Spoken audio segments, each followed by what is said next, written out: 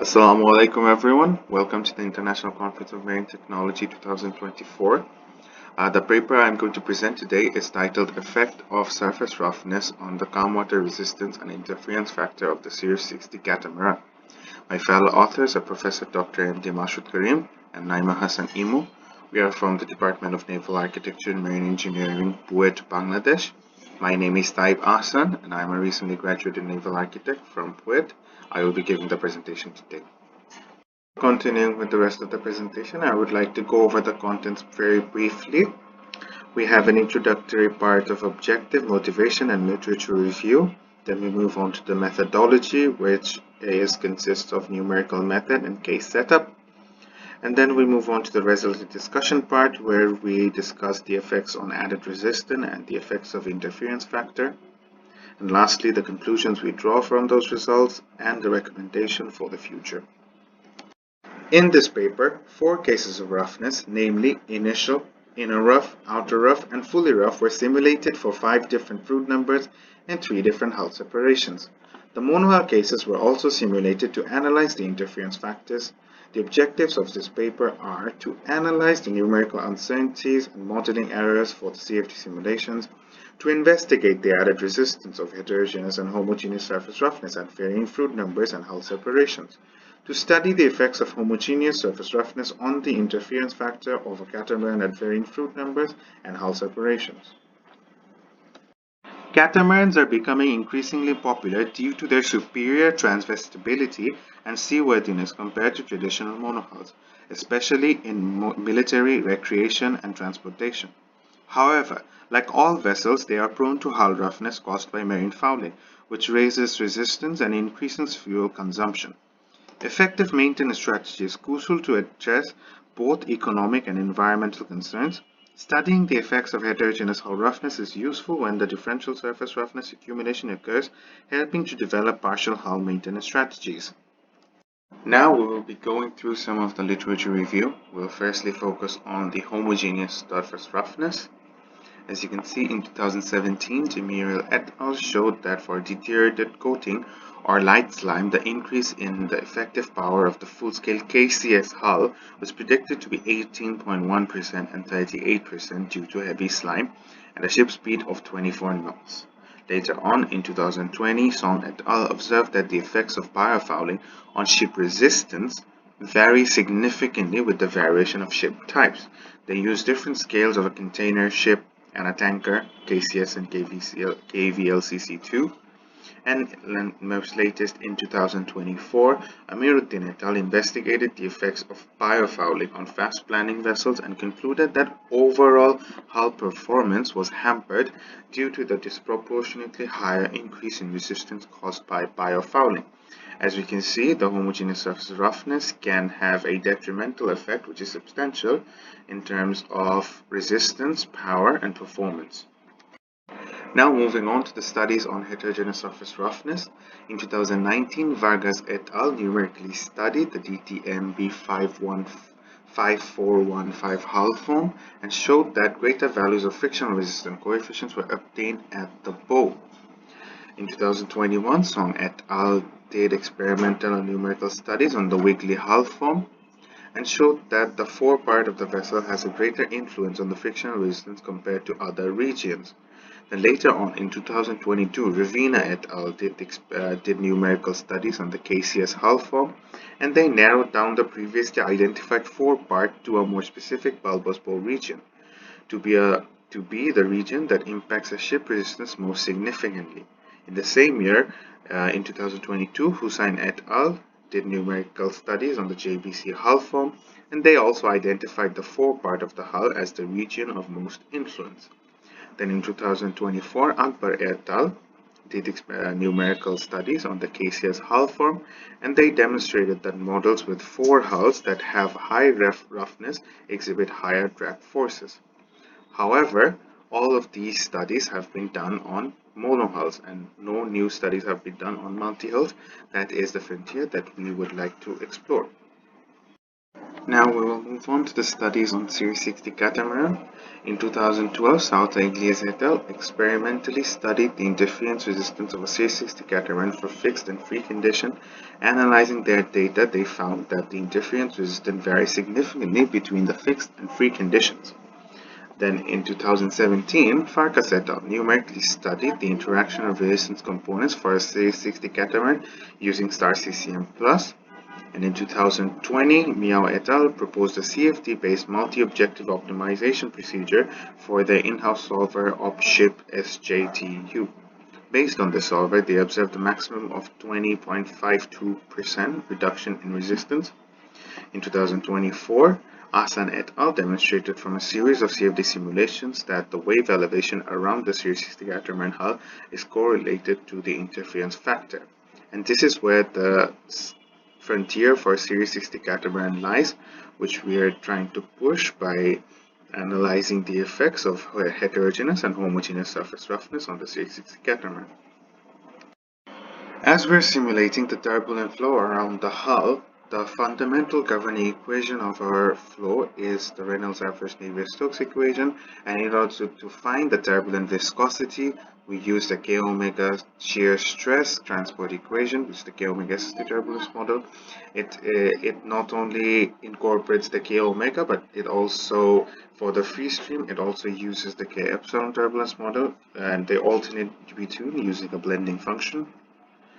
In order to incorporate for the roughness, surface roughness of the wall, we have used rough wall functions. As you can see, this is the log-law equation for rough surfaces.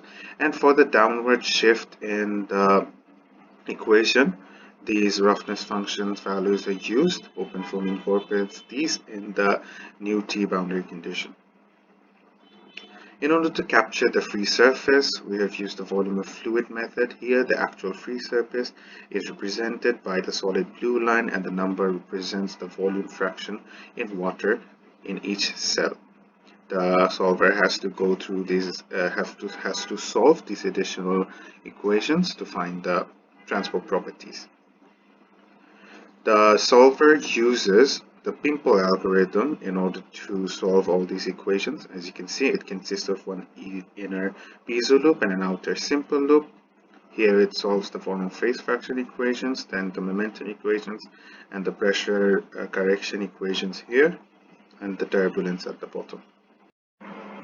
Moving on to our case setup, as you can see, we have defined the geometry here. We took the same model of Sauter et al. To what they used in their experiments in 2012. These are the specifications of the model, and we have created three configurations here, namely C1, C2, C3 in increasing hull separation. And in order to mimic our heterogeneous surface roughness, we created the patches, these different patches. As you can see, the red one is fully rough. Here along the center line of the catamaran, we can see that the inner patch is roughened, which is inner rough hull, and the outer rough is roughened. It's an outer rough. It is the surface roughness analogous to medium calcareous fouling. And these are the figures of our mesh. As you can see, the hull patch is snapped quite well. We provide additional inflation layers close to the surface in order to account for the boundary layer. And these are the section through water plane and the longitudinal section of mesh through demi-hull center line. As you can see, it had to be sufficiently big in order to let the flow develop. These are our boundary conditions. As you can see, these are pretty standard flow around the hull boundary conditions. For the inlet, we have prescribed the velocity according to the Fruit number, and for the hull, we have provided the no-slip condition and the wall functions. And for the symmetry is defined like this: zero gradient except for the vector one.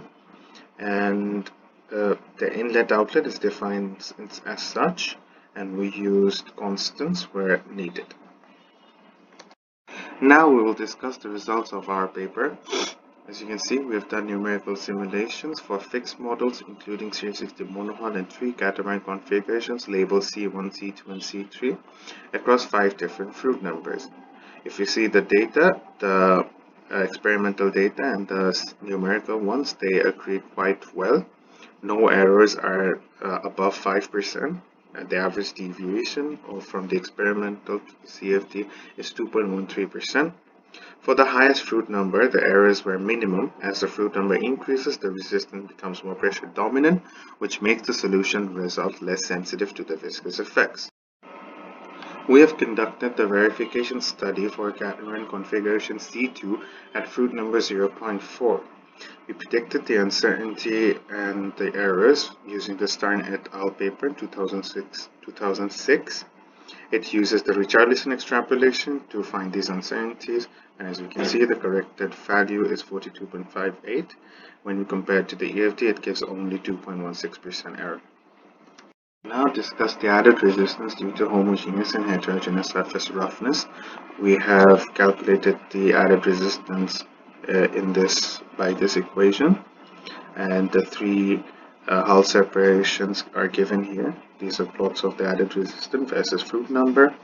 The purple line here depicts the fully rough, and the blue line here depicts the outer rough, and the red line is the inner rough. These are some of the observations that can be drawn from the results that we show. For the homogeneous cases, the maximum resistance of increase was found to be 88%, with a minimum of 30% and an average of 54%. Not almost, but all the cases did exhibit a wavy pattern where it increased and then decreased and increased again. However, if we were to draw an averaged line in between them, we can see that the average added resistance, it actually increases with the hull separation. In the case of heterogeneous surface roughness, the added resistance does increase significantly with an alternating pattern. Variation in added resistance between inner and outer hull exists, but are generally small. However, in specific cases, the effects can be substantial. For instance, for the inner hull of C1 fruit number 0.35, the inner hull resisted 6.29% more than the outer hull, and for the case of C2 fruit number 0.4, the outer hull provided 4.46% additional resistance. These are the plots for the interference factor, and this is the equation that we use to calculate these. The blue lines represent the fully rough cases, and the red lines represent the initial roughnesses. For the smallest hull separation, interference factor decreased steadily across all fruit numbers but maintained its general trend. Higher hull separations show contrasting trends. Interference factor decreased where the initial factor peaked and increased where it was minimum. For the smallest hull separation, there is a significant decrease.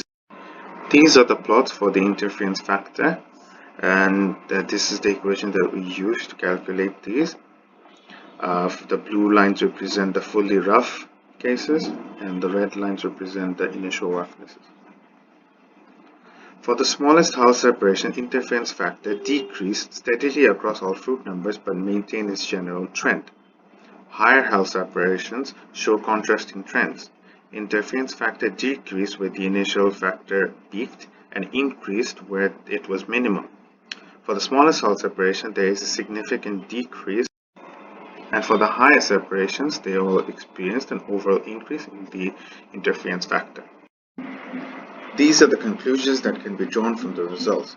The homogeneous surface roughening analogous to medium calibrous fouling resulted in an average increase in resistance of 54% compared to the initial roughness condition.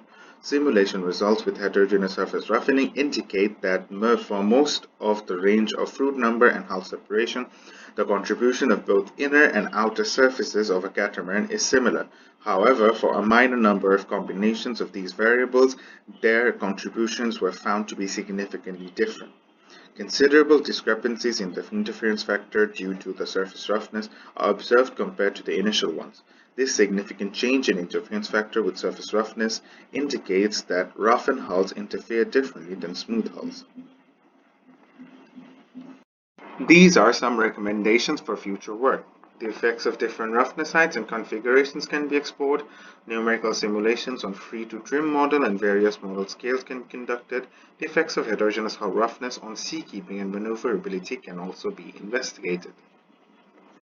The authors acknowledge Bangladesh University of Engineering and Technology, BUET, for all the support to carry out this research. These are our references. You can find some of my case setups in GitHub. Thank you. Are there any questions?